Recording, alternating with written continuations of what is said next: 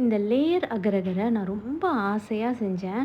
நான் எதிர்பார்த்த அளவுக்கு அவுட்புட் வரலைனாலும் ஓரளவு நல்லாவே வந்துருந்துச்சு. ஆனால் சாப்பிட்றதுக்கு எந்த குறையும் சொல்ல முடியாது. செம்ம டேஸ்ட்டாகவே இருந்துச்சு. ஏற்கனவே அந்த புரோக்கன் கிளாஸ் அகரகர் பார்த்துருப்பீங்க. அதே மெத்தடில் தான் அதை செஞ்சேன். அன்றைக்கி தான் இதுவும் செஞ்சேன். ப்ளூ கலருக்காக சங்குப்பூ, ரெட் கலருக்காக செம்பருத்தி பூவில் சுடுதண்ணி ஊற்றி ஊற வச்சுட்டு அது கலர் இறங்கட்டும் அப்படிங்கிறதுக்காக ஒரு சாஸ்பேன் வந்து பிளெயின் அகரகர் கரைச்சிட்டு இருக்கேன். இன்னொரு சாஸ்பேனில் கருப்பட்டி கரைச்சிக்கிட்டு இருக்கேன் ப்ரௌன் கலருக்காக. இது வந்து இளநீர் அகரகர். இதுதான் டேஸ்ட்டே கொடுக்க போகுது இந்த அகரகருக்கு. இப்போ எப்படி செட் பண்ணுறேன் அப்படிங்கிறத பார்க்கலாம். ஒரு பவுலில் ஃபஸ்ட்டு பிளெயின் அகரகர் கப் சேர்த்துட்டு ஒரு 2 டேபிள் ஸ்பூன் அந்த ப்ளூ கலர் சேர்த்து ஒரு 5 நிமிஷம் ஃப்ரிட்ஜில் வச்சு செட் பண்ணிக்கிட்டேன். அதுக்கு மேலே நான் இளநீர் அகரகர் சேர்த்து அதையும் ஒரு 5 நிமிஷம் செட் பண்ணி எடுத்துக்கிட்டேன். மறுபடியும் இன்னும் கொஞ்சம் பிளெயின் அகரகரில் செம்பருத்தி பூவோட கலர் சேர்த்து அதையும் மேலே சேர்த்துக்கிட்டேன்.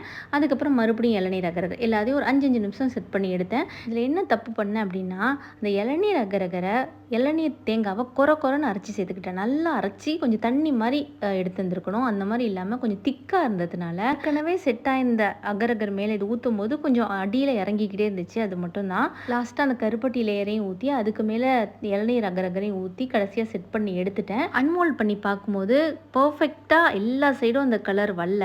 அப்படி வரலைனாலும் பார்க்குறதுக்கு கொஞ்சம் அந்த ப்ளூ கலர் வானம் மாதிரியும் அந்த ஒயிட் கலர் மேகம் மாதிரியும் ரொம்பவே அழகாக இருந்துச்சு. டேஸ்ட்டும் ரொம்ப நல்லா இருந்துச்சு. இன்னும் கொஞ்சம் பொறுமையோடு ட்ரை பண்ணியிருந்தா இன்னும் ரொம்ப நல்லா வந்திருக்கும்னு நினைக்கிறேன். தேங்க்யூ.